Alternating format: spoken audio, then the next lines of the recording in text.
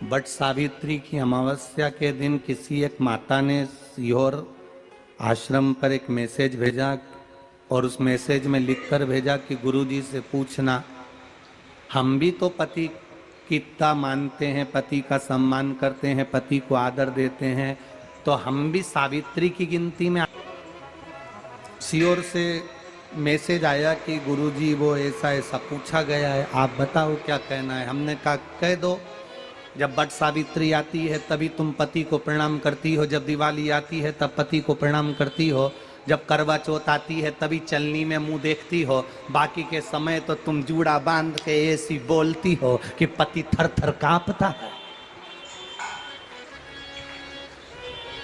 16 श्रृंगार में नारी के हाथ की चूड़ी का कलर अलग हो सकता है, चूड़ी की डिजाइन अलग हो सकती है, चूड़ी अलग हो सकती है, चूड़ी महंगी सस्ती हो सकती है, मंगलसूत्र की कीमत ऊंची नीची हो सकती है, पांव की बिछुड़ी की कीमत ऊंची नीची हो सकती है, कान के कुंडल की कीमत ऊंची नीची हो सकती है। तुम्हारे शरीर पर जितने जितने 16 श्रृंगार हैं उसकी कीमत ऊंची नीची हो सकती है। केवल मंगलसूत्र की डिजाइन बदल सकती है, नाक की लौंग की डिजाइन बदल सकती है, कान के बुंदे की डिजाइन बदल सकती है, हाथ की चूड़ी की डिजाइन बदल सकती है, पांव की पायल की डिजाइन बदल सकती है। केवल नारी के 16 श्रृंगार में एक श्रृंगार ऐसा है जिसकी कीमत जो पहले थी वही कीमत आज तक है और उसकी डिजाइन आज तक नहीं बदली। वो मांग का सिंदूर है, एक जैसी डिजाइन है और एक जैसी कीमत है। सारे श्रृंगार की कीमत अलग, पर मांग में जो सिंदूर डाला जाता है वो एक कीमत का होता है, एक डिजाइन का होता है और एक जैसा होता है, और वो सबसे भारी होता है। सावित्री यमराज से कह रही है मेरे पति को छोड़ दो। यमराज कह रहा है सावित्री तेरा पति मर चुका है, मांग के सिंदूर को पोंछ दे। सावित्री कहती है पूरा श्रृंगार उतार दूंगी पर मांग का सिंदूर नहीं पूछने दूंगी। तब यमराज ने कहा जब तक तू मेरे मांग का अपनी मांग का सिंदूर नहीं उतारती तब तक तू मेरे पास नहीं आ सकती। भगवान यमराज से सावित्री ने कह दिया मैं भी तुझे वचन देती हूँ यमराज, मेरी मांग में जब तक सिंदूर है, जैसे सीता ने लाइन, लक्ष्मण जी ने लाइन खींच दी थी और सीता पार नहीं जा सकती थी, मैं भी तुझे वचन देती हूँ जब तक नारी की मांग में सिंदूर है तब तक तू उसके पति को उसके सामने लेकर नहीं जा सकता। यह भी मैं तुझे कह देती हूं। यमराज भैंसे पर सवार होकर सत्यवान को लेकर जा रहा था, सावित्री से वचन पर वचन चल रहे थे। अड़ के पेड़ के नीचे छोड़कर आए। क्या चाहिए तुझको, क्या चाहिए तुझको, क्या दूं मैं तुझको, कुछ मांग ले मुझसे। सावित्री कहती है क्या दोगे आप, मेरे पति के प्राण दे दो बस वापिस, और कुछ नहीं चाहिए। यमराज यमलोक में प्रवेश करने लगा।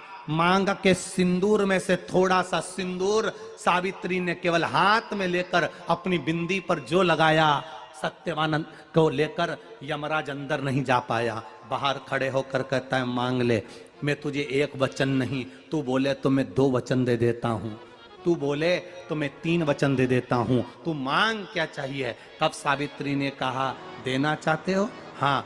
अब यमराज को लगा कि लालच में पड़ गई सावित्री। तब कहा पहला वचन दीजिए, मेरे अंधे सास ससुर के नेत्र वापिस आ जाएं। यमराज ने कहा तथास्तु। दूसरा वचन दीजिए, मेरे सास ससुर अपने पोता पोती का मुख देखें। यमराज ने कह दिया तथास्तु।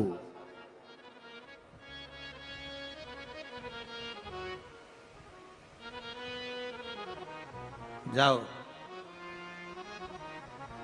यमराज जाने लगे, फिर आग जलने लगी। कहने लगे अब मैं अंदर क्यों नहीं जा पा रहा हूं। सावित्री कहती है तुमने वर दिया है मेरे सास ससुर पोता पोती का मुख देखें, उनके बेटे को तुम ले जाओगे तो पोता पोती कहां से होगा, छोड़कर जाओ। सावित्री है, पति को वापिस लेकर आ गए।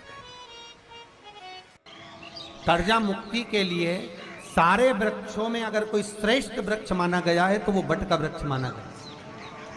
महाराज। इसलिए प्रशासनिक कार्य के लिए, मानसिक टेंशन में, परेशानियों में बटकेश्वर महादेव का स्मरण किया जाए। और यदि निवेदन करूंगा, बहुत ज़्यादा यदि आपको कर्जा हो गया है, बहुत ज़्यादा कर्जा हो गया और वो कर्जा चूक ही नहीं रहा, तो थोड़े दिन बड़ के पेड़ के नीचे आप बटकेश्वर महादेव के लिए 1 लोटा पानी, उसमें थोड़ा सा पिसा हुआ चावल पीस के गला लेना, चावल को, और पीस लेना, पीस के उस पानी में मिला लेना और मिलाकर उसमें थोड़ी सी हल्दी पिसी हुई डालकर बटकेश्वर महादेव के नाम से बड़ के पेड़ के नीचे अपनी कामना कर कर जो कर्जा हुआ है उस कर्जे का भान देते हुए, स्मरण देते हुए छोड़ दे। महाराज 2 या 3 सोमवार एक ही जगह पर करना। 3 सोमवार बाद वहीं से बड़ के पेड़ की थोड़ी सी जड़ उठा लाना और उस जड़ को कोई धागे में बांधकर या तो अपनी गले में डाल लो या अपनी जेब में पटक लो, उसको थोड़े दिन पटक कर रखना, लगभग 2 से 3 महीना पटक कर रखो।